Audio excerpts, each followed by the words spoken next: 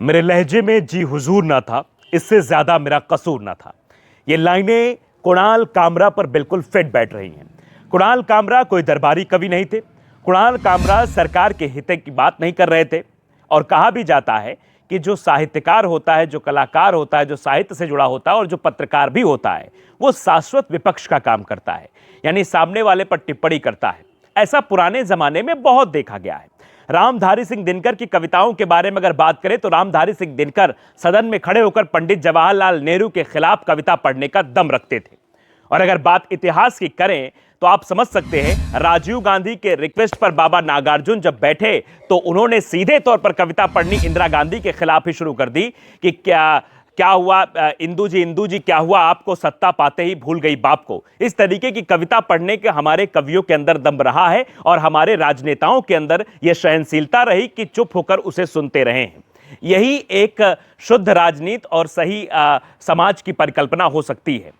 आलोचक होना बुरा कैसे हो सकता है? आलोचक अगर कोई है तो वो आपकी गलतियों को आपको बताएगा, आप उस गलती को सुधार करिए।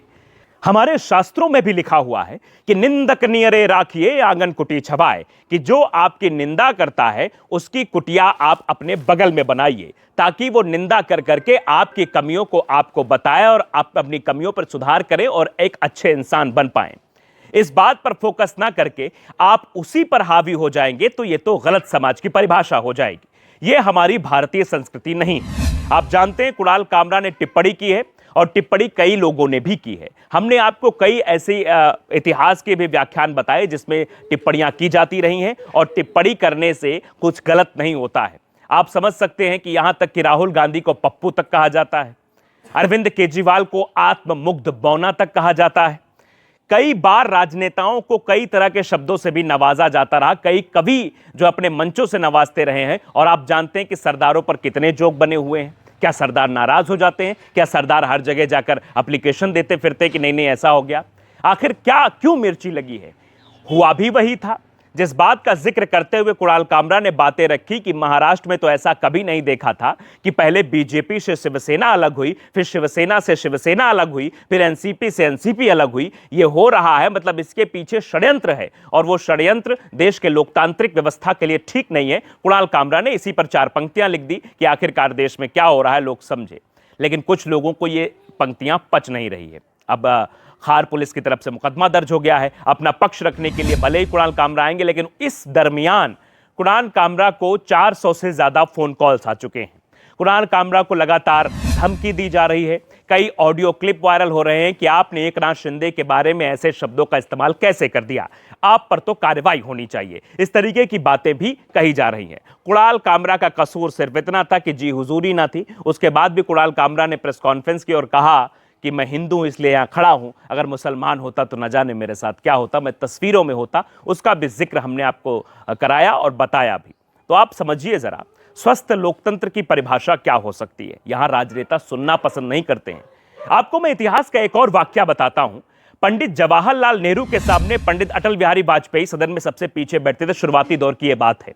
पंडित अटल बिहारी वाजपेयी ने यह तक कह दिया था कि पंडित जी, आप में 2 चरित्र दिखते हैं, आप में चर्चिल भी है, आप में चैम्बरलिन भी है। इस बात का विरोध नहीं किया था पंडित जी ने।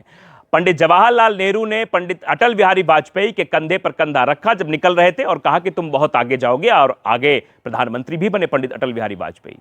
तो लोकतंत्र में चीजों को सहने की क्षमता होनी चाहिए। आप जानते हैं कि कार्टूनिस्ट कैसे कैसे कार्टून बनाते हैं और कई सारे चैनल तो ऐसे कार्टून बनाकर कई कटाक्ष भी करते हैं। क्या उन पर भी फिर मुकदमा होना चाहिए? क्या उन पर भी फिर कार्रवाई होनी चाहिए? क्या उनके भी स्टूडियो पर तोड़फोड़ होनी चाहिए? यह कहां का न्याय है? और इस तरीके से समाज में एक नफरत फैलाने का काम हो रहा है। इससे तो कोई अभिव्यक्ति की आजादी की जो बात है वो कह ही नहीं पाएगा। आर्टिकल 19 ने जो अधिकार दिया कि हम कोई भी बात कह सके, उस अधिकार को तो पलीता लगाया जा रहा है। वो अधिकार हमसे छीना जा रहा है कि हम बोल भी नहीं सकते, हम गद्दार को गद्दार नहीं कह सकते। जबकि यह गद्दार शब्द का इस्तेमाल संजय राउत ने भी किया था। इस गद्दार शब्द का इस्तेमाल कई शिवसेना के, जो एकनाथ शिंदे वाली नहीं, जो उद्धव ठाकरे वाली शिवसेना है, इनके नेताओं ने कई बार गद्दार शब्द का इस्तेमाल एकनाथ शिंदे के लिए किया। तो बताइए, उनके ऊपर भी मुकदमा कर देना चाहिए। यह गद्दार शब्द तो पहले से आया था और शायद वहीं से कुणाल कामरा ने उठाया और अपनी कविता की पंक्तियों में उसको डाल दिया, जिसके बाद इतना बड़ा बवाल हो गया। इस बात को समझना बहुत जरूरी कि आखिरकार देश किस ओर जा रहा है। क्या देश में टिप्पणी करना अब गलत हो गया है? क्या व्यंग्य करना गलत हो गया है? आप पुराने जो कॉमेडियन हैं, जो stand up comedian Raju Srivastava जैसे नाम, जो और भी बड़े बड़े हैं, कैसे लालू प्रसाद यादव के सामने बैठकर लालू प्रसाद यादव की मिमिक्री करते थे और लालू प्रसाद यादव के बारे में कटाक्ष करते थे, लेकिन लालू प्रसाद यादव बैठकर तालियां बजाते थे। ऐसे पुराने तमाम सारे नेता हैं जिनकी मिमिक्री हुई और उन्होंने बैठकर सामने ताली बजाई और उस मिमिक्री आर्टिस्ट को सुना उन्होंने और उस कॉमेडियन को उन्होंने सुना और सबने हंसी बटोरी। तो हंसी की बात है, इसमें आप भी हंसिए, मुस्कुराइए। लेकिन ये क्या बात हुई कि आप मुकदमे पर उतर आए हैं और देवेंद्र फडणवीस भी सामने आए। इस बात पे सुधार करते हुए जरूर वो ये बोले कि हाँ, किसी पर व्यक्तिगत टिप्पणी करना ठीक नहीं है, लेकिन आप कवि हैं, कर सकते हैं, लेकिन इस तरीके से अमर्यादित। अब इसमें अमर्यादित क्या है, क्या चीजें हैं? क्या इससे व्यक्तिगत हानि हुई है? जो चीजें हैं वो दिखाई दे रही हैं, लेकिन इसको अलग लहजे में प्रस्तुत करने की कोशिश की जा रही है। इसीलिए मैंने अपनी इस खबर की शुरुआत ही इसी लाइन से की कि मेरे लहजे में जी हुजूर ना था, इससे ज्यादा मेरा कसूर ना था। अगर जी हुजूरी हो जाती, उसके बाद भी माफीनामा अगर कुणाल कामरा लिख देते, वो माफी मांग लेते, हाथ जोड़ लेते, कहते कि हाँ साहब हुजूर गलती हो गई है, अब दोबारा ऐसा अपराध मुझसे नहीं होगा, मुझे क्षमा कर दीजिए प्रभु, उसके बाद ये सब कुछ होता ही नहीं।